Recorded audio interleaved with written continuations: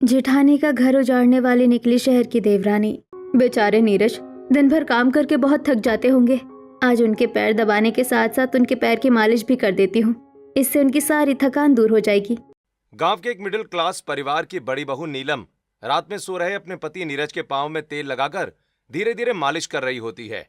वहीं दरवाजे पर खड़ी नीलम की सास शारदा ये सब देख रही होती है। हाय, मेरी बहू को किसी की नजर ना लगे। पूरे गांव में मेरी बहू जैसा रिश्तों को जोड़कर रखने वाली बहू नहीं है। पूरे घर की जिम्मेदारी अकेले संभालने के बाद भी अपने पति की सेवा में कोई कमी नहीं छोड़ती। शारदा नीलम की नजर उतारती है और अपने कमरे की तरफ चली जाती है।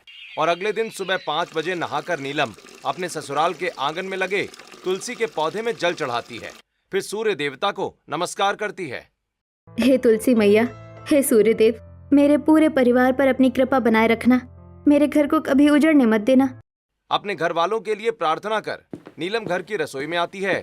गैस चूल्हे की पूजा कर नीलम एक तरफ सत्तू के पराठे और दूसरी तरफ डोसा बनाना शुरू करती है। पापा जी नाश्ते में सत्तू के पराठे खाएंगे और ननन जी को तो डोसा चाहिए होगा। इसके बाद नीरज जी के लिए आलू के पराठे, देवर जी के लिए दलिया और मम्मी जी के लिए रोटी सब्जी बना लूंगी। आज सब अपनी पसंद का नाश्ता अच्छे से करेंगे। नीलम सभी की पसंद का नाश्ता बनाना शुरू करती है। थोड़ी देर में घर के सभी सदस्य डाइनिंग टेबल पर आते हैं। भाभी आज मेरे लिए दलिया बनाइएगा। मेरे लिए डोसा। नीलम मेरे लिए आलू के पराठे बना देना। अब आपको बताने की जरूरत नहीं है कि आपके लिए क्या बनाना है। वैसे बताने की जरूरत तुम लोगों को भी नहीं थी, क्योंकि मुझे पूरा यकीन है मेरी बहू ने पहले ही हम सबकी पसंद का नाश्ता तैयार कर लिया होगा। बस अभी लेकर आती होगी। मम्मी जी लेकर आती नहीं होगी, लेकर आ गई।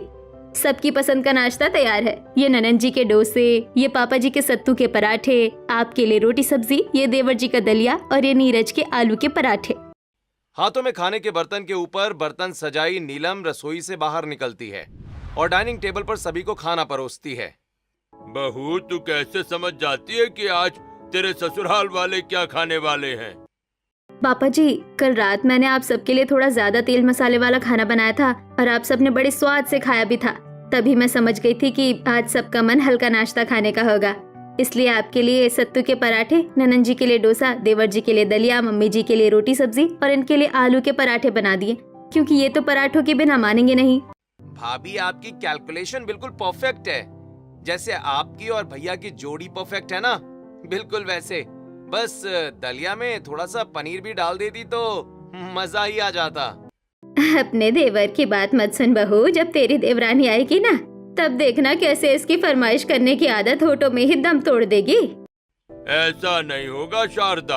हाँ, हम अपनी बड़ी बहू के लिए उसी की तरह एक देवरानी लाएंगे। फिर दोनों देवरानी जेठानी हमारे घर को कभी उजड़ने नहीं देंगी। साथ में अपने पति को तरह तरह के पकवान खिलाएंगी। फिर देखना ये साहेबजादे भी अपने बड़े भाई की तरह ही मोटे तगड़े हो जाएंगे। नाश्ता खत्म कर प्रीति अपने गांव की सहेलियों के साथ कॉलेज के लिए निकल जाती है। वहीं नीरज अपने पोल्ट्री फार्म पर चला जाता है और राघव अपना ऑफिस बैग लेकर बाइक से गांव से शहर की तरफ निकलता है। थोड़ी देर में राघव शहर के कैफे में पहुंचता है और कैफे में बैठी भूमिका से मिलता है। आ गए तुम? आज कितना वक्त है तुम्हारे पास? 10 मिनट, 5 मिनट, या बस चेहरा दिखाने आए हो? हे क्या हो गया? इतनी नाराज क्यों हो तुम? कॉलेज के आखिरी महीने में हम मिले थे। तब से हम दोनों एक दूसरे को डेट कर रहे हैं, लेकिन मुझसे मिलने के लिए तुम्हारे पास आज भी समय नहीं है। अरे मेरी सारी जिंदगी तुम्हारी ही तो है। बस अभी कुछ दिन अपने करियर पर फोकस कर रहा हूँ ताकि हमारा आने वाला भविष्य अच्छा और सुरक्षित हो। मेरे पास एक आइडिया है। तुम ऐसा करो, शहर में शिफ्ट हो जाओ। इससे तुम अपने करियर पर भी फोकस कर पाओगे और मेरे साथ टाइम भी स्पेंड कर पाओगे। अरे नहीं नहीं, मैं शहर में शिफ्ट नहीं हो सकता। मम्मी पापा कभी भी शहर आने के लिए तैयार नहीं होंगे और मैं उन्हें छोड़कर कहीं नहीं जाऊंगा। अरे तुम सोचो, रोज रोज गांव से शहर और शहर से गांव आने जाने में कितना पेट्रोल जलाते हो। पैसे भी बचेंगे और तुम्हारी एनर्जी भी। भूमिका, इनमें से कोई भी परेशानी या खर्च इतना बड़ा नहीं है कि मैं अपना गांव छोड़ दूं। और शादी के बाद तुम्हें भी मेरे साथ गांव में ही रहना पड़ेगा। अच्छा अब मैं चलता हूँ, मुझे ऑफिस पहुंचना है। So bye, love you. Bye, love you too. Raghav Bhumika की तरफ मुस्कुराकर थम्स अप दिखाता है और कैफे से बाहर निकल जाता है। तभी कैफे की दूसरी चेयर पर बैठी भूमिका की सहेली टीना आती है। अरे इसने तो गांव से शहर शिफ्ट होने के लिए साफ मना कर दिया, ऊपर से कहता है कि पूरे परिवार के साथ रहेगा। तो शहर की रहने वाली उस गांव में उस परिवार के बीच कैसे रहेगी? शादी के बाद राघव रहेगा तो मेरे साथ ही। ऐसे ही कुछ दिन बीतते हैं। एक शाम राघव ऑफिस से घर लौटता है। राघव की बुआ मयूरी राघव के लिए आए शादी के रिश्ते को लेकर बैठी होती है। अरे बुआ, आप यहाँ अचानक कैसे? तेरे लिए लड़की फाइनल करने आई हूँ। पर मैं एक लड़की को पसंद करता हूँ और शादी भी उसी से करूँगा। नहीं नहीं, हमारे गांव के घर में शहर की लड़की नहीं आएगी। वो हम सभी के बीच घुल मिल नहीं पाएगी भाई। अरे नहीं पापा, यही तो उसकी सबसे बड़ी खासियत है। सामने किसी भी तरह के लोग क्यों ना हो, वो सबके साथ घुल मिल जाती है। मुझे देवर जी की पसंद को अपनी देवरानी बनाने में कोई दिक्कत नहीं है। अच्छा बहू, तू अपनी शहरी देवरानी का इतना साथ दे रही है। जरा सोच, कहीं जेठानी का घर तोड़ने वाली शहरी देवरानी निकली तो? नहीं मम्मी जी, ऐसा कुछ नहीं होगा। मुझे अपनी होने वाली शहरी देवरानी पर पूरा भरोसा है।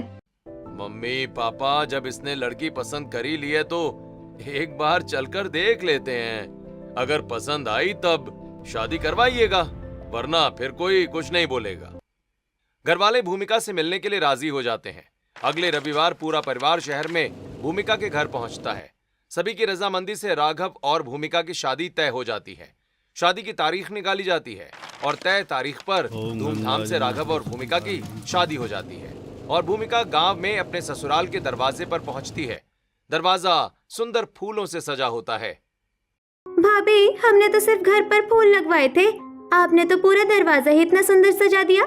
अरे बड़ी बहू ने अपनी देवरानी के स्वागत की खुशी में ये सब अपने मन से किया है। लगता है मेरी शादी की खुशी मुझसे ज्यादा मेरी जेठानी को है, तभी तो इतना तामझाम कर रखा है घर में। हे भूमिका, देख रही हो तुम्हारी जेठानी ने तुम्हारे लिए कितनी मेहनत की है। भाभी को थैंक यू तो बोलो यार। थैंक यू जेठानी जी, आपने मेरे गृह प्रवेश को इतना स्पेशल बना दिया। शारदा राघव और भूमिका की आरती उतारती है। भूमिका दाहिने पैर से कलश गिराकर गृह प्रवेश करती है। नीलम अपनी देवरानी को राघव के कमरे तक छोड़कर आती है।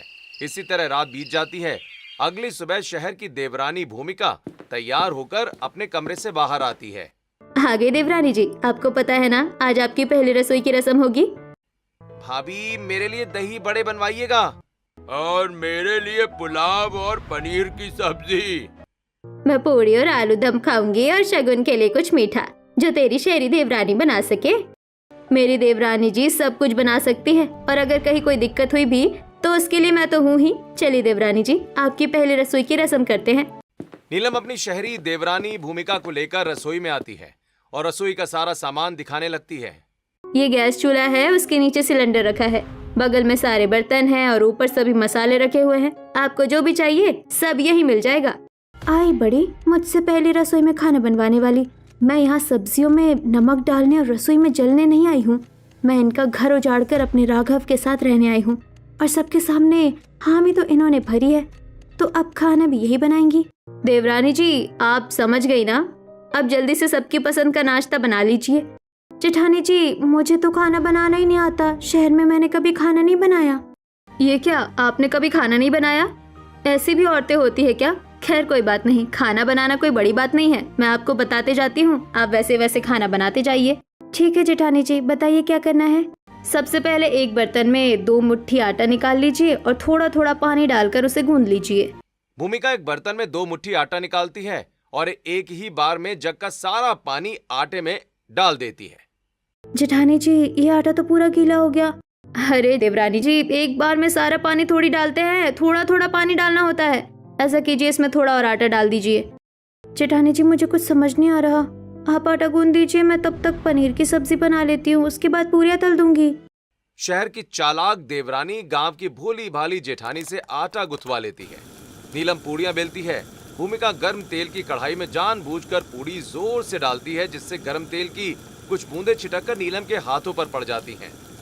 आई माँ, अरे देवरानी जी, ऐसे नहीं, ऐसे तो आप अपने हाथ पैर ही जला लेंगी। थोड़ा आराम से। जेठानी जी, मुझे बहुत डर लग रहा है, कहीं मैं जल गई तो। मेरी भी तो अभी अभी शादी हुई है। डरिए मत देवरानी जी, ऐसा कीजिए, किसी तरह सिर्फ 10 पूड़ियां तल लीजिए, बाकी मैं देख लेती हूँ। नीलम अपने हाथों से भूमिका से 10 पूड़ियां तलवाती है। फिर भूमिका रसोई की खिड़की के पास खड़ी होकर मोबाइल चलाने लगती है और सारा खाना नीलम बनाती है। वहीं बाहर खड़ी पड़ोसने रसोई की खिड़की से आ रही खुशबू सूंघते हुए, अरे आज तो नीलम की शहरी देवरानी की पहली रसोई है ना, फिर इसकी रसोई में नीलम के हाथों के बने खाने की खुशबू कैसे आ रही है? लगता है शहरी देवरानी की पहली रसोई में जेठानी खाना बना रही है। और मुझे तो इसकी शहरी देवरानी बड़ी शातिर लगती है, कहीं अपनी जेठानी के भोलेपन का फायदा उठाकर उसका घर ना उजाड़ दे। बहन, मुझे भी यही लगता है कि जेठानी का घर उजाड़ने वाली शहरी देवरानी ही ना निकले। कुछ ही देर में नीलम अपनी शहरी देवरानी की पहली रसोई का खाना घर वालों को डाइनिंग टेबल पर परोसती है। नीलम बहू, तेरी देवरानी के हाथ में तो बिल्कुल तेरे जैसे स्वाद है। ये पूड़ी, सब्जी, पुलाव और पनीर की सब्जी बिल्कुल वैसे ही बने हैं जैसे तू बनाती है। माँ, दोनों देवरानी जेठानी हैं। कुछ तो चीजें एक जैसी होंगी। छोटी भाभी, आपने आज बहुत टेस्टी खाना बनाया है। आज मेरा कॉलेज नहीं है, वरना मैं आपका बनाया खाना अपने दोस्तों को भी टेस्ट करवाने के लिए ले जाती। ननन जी, आप जिस दिन कॉलेज जाएंगी मुझे आधा घंटा पहले बता दीजिएगा। मैं आपके लिए और आपके दोस्तों के लिए भी ऐसा ही टेस्टी खाना बना दूंगी। भाई, हम तो खामख्वा ही डर रहे थे।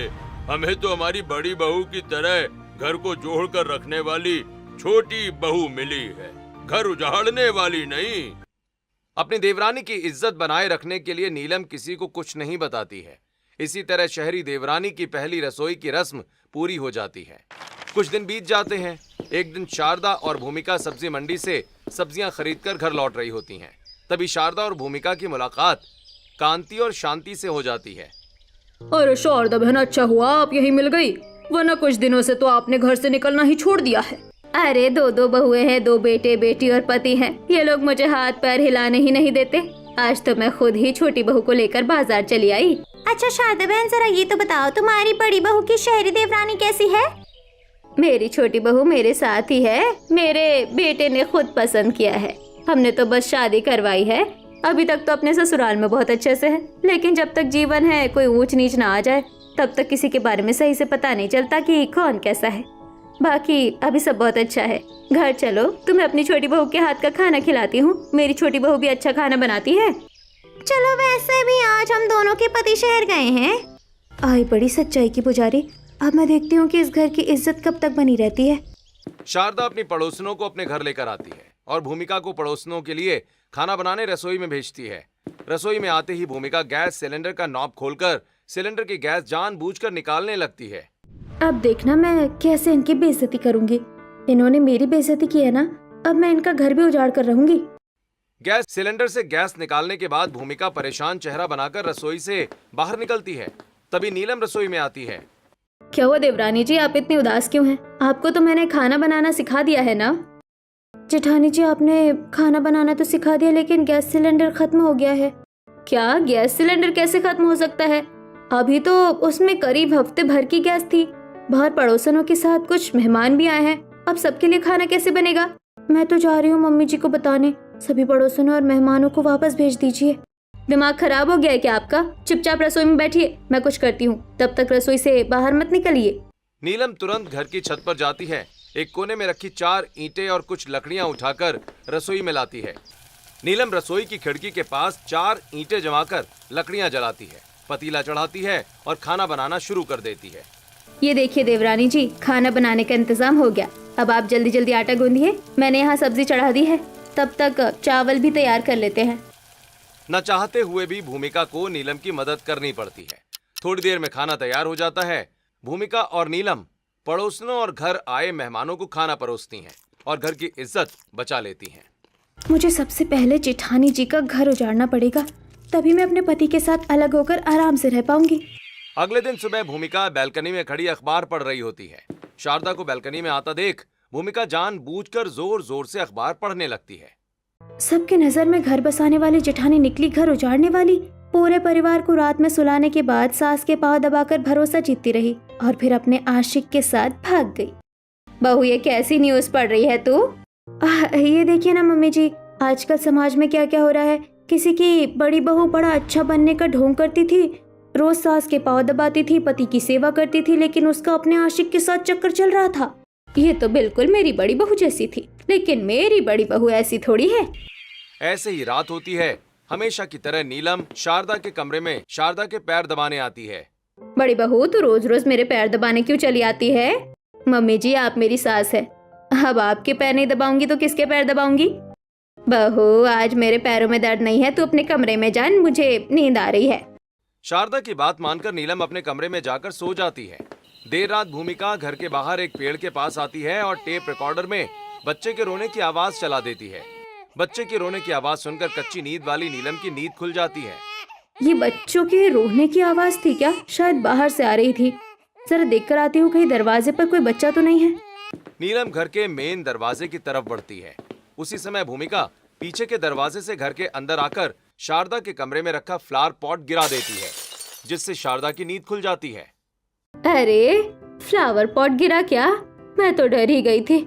चलो बालकनी में खड़ी हो जाती हूँ, शायद ठंडी हवा से घबराहट कम हो जाए। शारदा बैल्कनी में आती है और बाहर इधर उधर देखते हुए शारदा की नजर नीलम पर पड़ जाती है। हे भगवान, क्या मेरी बहू भी हम सबको सुलाकर किसी से मिलने जाती है? ऐसा तो नहीं हो सकता। आवाज तो यहीं से आई थी, लेकिन यहाँ तो कोई भी नहीं दिख रहा। शायद मुझे ही भ्रम हुआ होगा। इसी तरह रात बीत जाती है। अगले दिन दोपहर में बड़ी बहू, जरा मेरी कुछ दवाइयाँ लेती आना। जी पापा जी, मैं बाजार ही जा रही थी, आपकी दवाइयाँ भी ले आऊंगी। रामलाल से दवाइयों की पर्ची और पैसे लेकर नीलम गांव के बाजार जाती है। नीलम कुछ साड़ियां, पर्दे और घर का जरूरी सामान खरीदती है। फिर मेडिकल शॉप से रामलाल की दवाइयां लेकर घर लौटती है। घर का सामान भी ले लिया और पापा जी की दवाइयाँ भी। अब कुछ नहीं लेना, अब घर चलती हूँ। नीलम घर पहुंचकर सारा सामान अपनी जगह पर रख देती है और रामलाल की गैर मौजूदगी में दवाइयां उनके कमरे में रख देती है। नीलम के कमरे से बाहर निकलते ही भूमिका चुपचाप कमरे में आती है और रामलाल की सारी दवाइयां उठाकर अपने कमरे में छिपा देती है और नीलम के कमरे के दरवाजे पर अपनी नई सैंडल रख देती है। फिर शाम को, बड़ी बहू, तुम अपने पापा जी की दवाइयाँ लेकर आई थी ना? कहाँ रखी? मम्मी जी, मैंने दवाइयाँ आप लोगों के कमरे में पापा जी के बिस्तर के पास रख दी थी।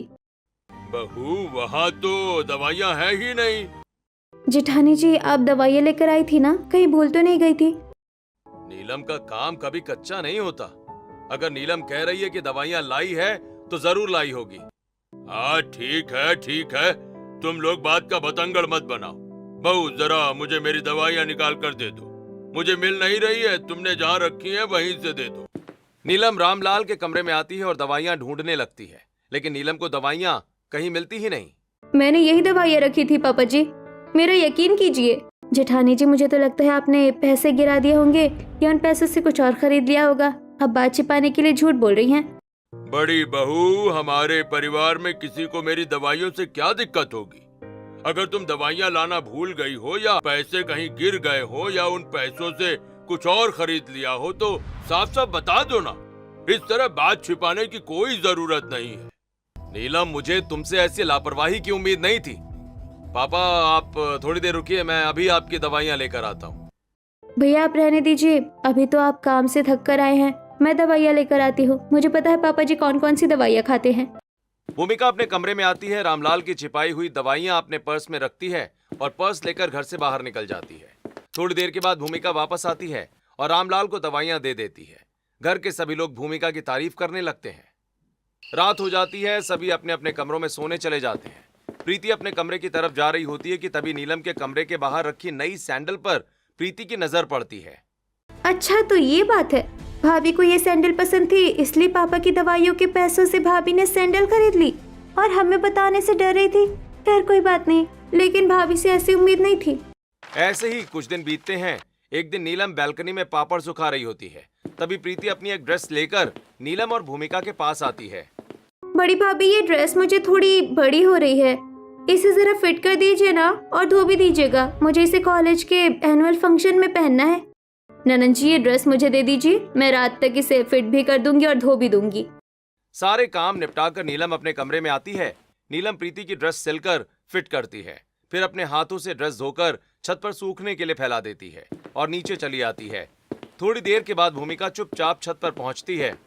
अपनी जेठानी का घर तो मैं उजाड़ कर ही रहूंगी।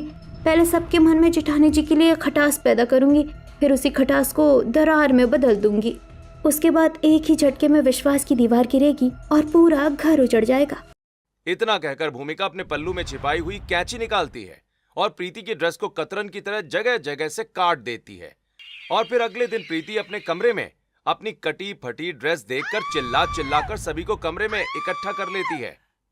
अरे क्या हुआ, इतनी जोर से क्यों चिल्ला रही हो? अरे भैया ऐसे क्यों चिल्ला रहे हैं, मैं तो डर ही गई। तू डर गई? तू इतनी जोर से चिल्लाई कि पूरा घर डरकर तेरे कमरे में इकट्ठा हो गया। अब बता क्यों चिल्लाई? ये सूट मैंने बड़ी भाभी को फिट करके धोने के लिए दिया था। भाभी ने इसे फिट तो कर दिया, लेकिन अब समझ नहीं आ रहा कि इस कतरन में कहाँ हाथ डालूं, कहाँ सिर डालूं। मेरा नया सूट कपड़ों के कतरन में बदल गया है। क्या बड़ी भाभी ने धोए थे ये कपड़े? हाँ ननन जी का ये सूट मैंने ही फिट करके धोया था और मैंने ही अपने हाथों से छत पर सूखने के लिए डाला था, लेकिन इसकी हालत कैसे हो गई? भाभी एक्टिंग करने की जरूरत नहीं है। उस दिन भी आपने पापा की दवाइयों के पैसों से अपने लिए सैंडल खरीदी थी, लेकिन मैंने किसी को कुछ नहीं बताया और आज आपने मेरा सूट भी खराब कर दिया। अब मैं कॉलेज के एनुअल फंक्शन में क्या पहनूंगी? बड़ी बहू आज कोई बहानेबाजी मत करना। अगर तुझसे कोई गलती हुई है तो उसे मान ले। नीलम क्या हो गया है तुम्हें? क्यों कर रही हो ऐसा? प्रीति तुम चिंता मत करो, शहर से मैं भी अपने कुछ मॉडर्न कपड़े लेकर आई हूँ।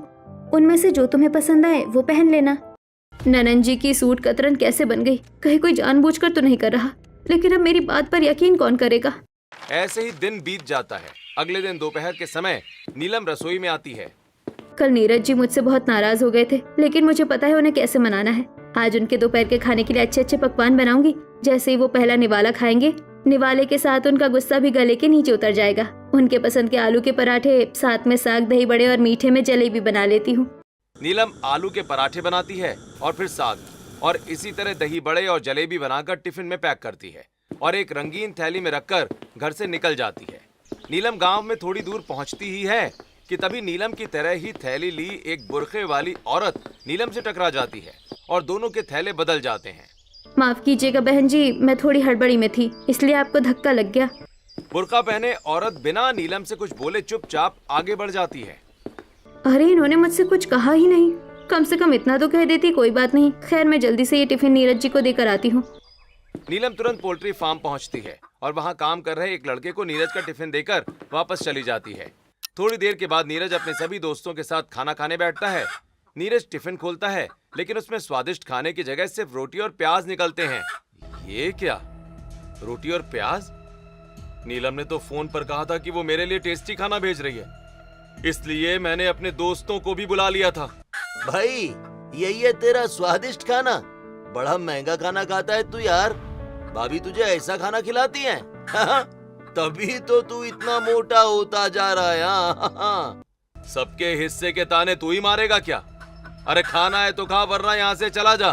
भाई मेरे इतने बुरे दिन भी नहीं आए हैं। भाभी तुझे भाव नहीं देती, लेकिन मेरी बीवी तो मुझे भाव देती है भाई। मेरी बीवी ने मेरे लिए पनीर की सब्जी बनाई है, मैं वही खाने जा रहा हूँ।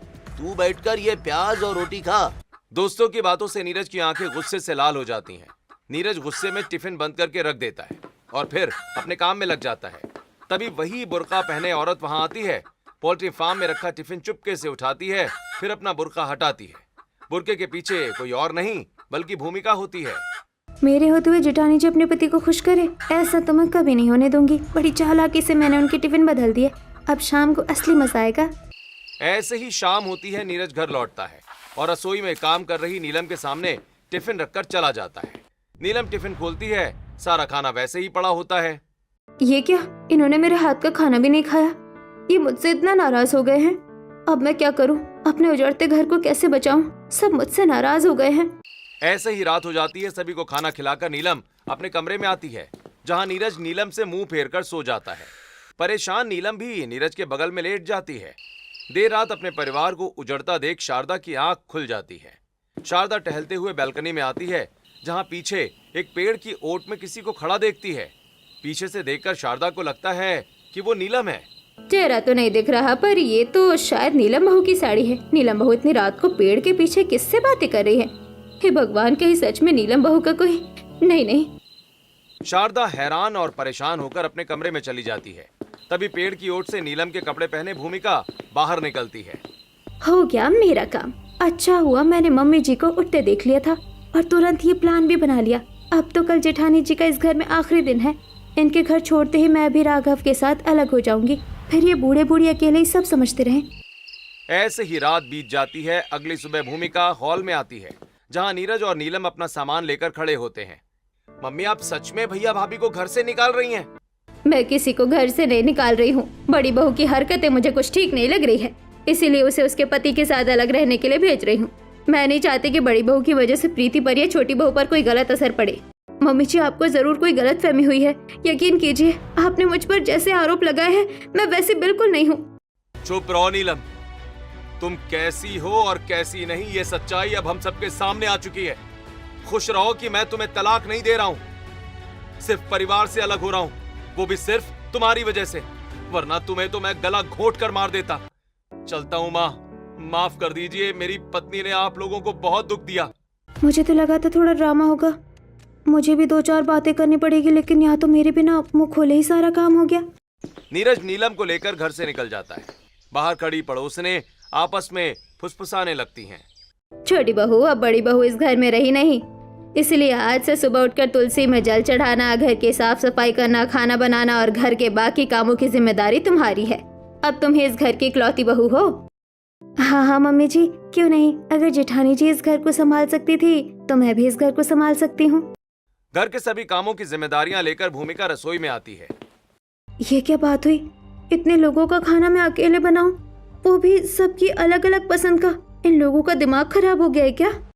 अपने ससुराल वालों को कोसते हुए भूमिका खाना बनाती है, फिर सभी के गंदे कपड़े धोती है, पूरे घर की साफ सफाई करती है और रात में बिस्तर पर पड़ते ही भूमिका थकान से गहरी नींद में सो जाती है। फिर अगले दिन, बहू, रसोई का राशन खत्म हो गया है और तुझे पता तक नहीं। जल्दी जा राशन लेकर आ। शारदा की फटकार से घबराकर भूमिका गांव की राशन की दुकान से राशन खरीदकर भारी बोरे कंधे पर उठाकर घर लाती है, जिससे भूमिका की बुरी हालत हो जाती है। हे भूमिका, मैंने अपने कपड़े निकाल दिए हैं, जरा उन कपड़ों को धो देना और अलमारी में रखे सभी कपड़ों को प्रेस भी कर देना। बहू, मेरे भी कपड़े प्रेस कर देना। पसीने से भीगी भूमिका घर भर के कपड़े लेकर प्रेस करने बैठ जाती है। गुस्से में कपड़े प्रेस करती हुई भूमिका अपने हाथ तक जला लेती है। 2 घंटे से कपड़े प्रेस कर रही हूँ, फिर भी कपड़े ही खत्म नहीं हो रहे हैं। और ये साड़ी, एक साड़ी प्रेस करने में ही आधा घंटा लग रहा है। पता नहीं जेठानी जी इतना सारा काम इतनी जल्दी कैसे कर लेती थी। इस घर को बनाए रखना बड़ा मुश्किल काम है। कब मैं इन सबसे अलग हो पाऊंगी? भूमिका, अभी भी तुम हमारे घर को उजाड़ने के बारे में ही सोच रही हो? राघव की आवाज सुनते ही भूमिका चौंक जाती है। राघव के साथ पूरा परिवार अचानक कमरे में आ जाता है। राघव, आप लोग? मैं तो बस ऐसे ही बड़बड़ा रही थी। क्या बड़बड़ा रही थी? हाँ, हम सबने सुन लिया। तुम्हारी सारी सच्चाई सामने आ चुकी है। तुम्हारे डेस्क में मिला सैंडल का बिल, बुर्का, भाभी की साड़ी और पोल्ट्री फार्म के बाहर लगे सीसीटीवी कैमरे की रिकॉर्डिंग सबूत है कि ये सारी चालें तुमने चली थी। हाँ, मैंने ये सब किया, और क्यों नहीं करती। आपकी जेठानी की वजह से ये पूरा परिवार एक साथ था। मुझे तुम्हारे साथ अलग रहना था। मुझे इतने बड़े परिवार में नहीं रहना, और ना ही इस गांव में। तो फिर मैं तुम्हें डिवोर्स देता हूँ। तुम भाभी का घर उजाड़ना चाहती थी ना, अब तुम्हारा खुद का घर उजड़ेगा। तभी अचानक नीलम और नीरज अपना लगेज लेकर कमरे में आ जाते हैं। नहीं नहीं देवर जी, ऐसा अनर्थ मत कीजिए। जेठानी जी, मम्मी जी, आपने तो इन्हें घर से निकाल दिया था ना, फिर ये यहाँ कैसे है? बहू, मेरे बाल धूप में नहीं पके हैं, दुनिया मैंने भी देखी है। छोटी भाभी, ये सब मम्मी का ही प्लान था। जिस दिन आप भाभी की साड़ी पहनकर पेड़ के पीछे किसी से बात करने की एक्टिंग कर रही थी, आपको लगा मम्मी सिर्फ आपको देखकर कमरे में चली जाएंगी, लेकिन मम्मी तुरंत भाभी के कमरे में गई जहाँ भाभी आराम से सो रही थी। उसी दिन आपका भेद खुल गया। अगले ही दिन हमने भाभी और भैया से सारी बात बता दी और उनकी सारी गलतफहमियां दूर की, और आपके खिलाफ सबूत तो हमें मिनटों में मिल गए। पापा, आपके पास वकील का नंबर है ना? फोन कीजिए और कहिए कि डिवोर्स के पेपर तैयार करें। नहीं राघव, मुझे डिवोर्स मत दो। मुझे समझ आ गया है कि एक घर को उजाड़ने में और घर को बसाने में कितना अंतर होता है। घर उजाड़ना मिनटों का काम है, लेकिन घर बसाना सालों की मेहनत है। मुझे माफ कर दो। पापा, फोन लगाइए वकील को। पापा जी, 1 मिनट, किसी को फोन करने की जरूरत नहीं है। और देवर जी, मैंने इतने सालों से इस घर को बसाया है। क्या आप अपनी पत्नी को डिवोर्स देकर सच में इस घर को तोड़ देना चाहते हैं? देवरानी जी को एक मौका दीजिए। जब इन्हें खुद घर बसाने और घर उजाड़ने का फर्क समझ आ गया है, तो इन्हें डिवोर्स क्यों देना? भाभी, ये शहर की लड़कियां बहुत बड़ी ड्रामेबाज होती हैं। देवर जी, मैं अपनी शहरी देवरानी के बारे में ये सब नहीं सुनूंगी। आपने इनसे प्यार करके शादी की है। ये सिर्फ आपके साथ अकेले रहने की चाह में गलत रास्ते पर चली गई थी। इन्हें माफ कर दीजिए। एक मौका देकर तो देखिए। नीलम के कहने पर भूमिका को एक मौका मिलता है और शहरी देवरानी जेठानी का घर उजाड़ने का ख्याल छोड़ जेठानी के साथ पूरे परिवार को खुश रखते हुए हंसी खुशी अपना जीवन बिताने लगती है।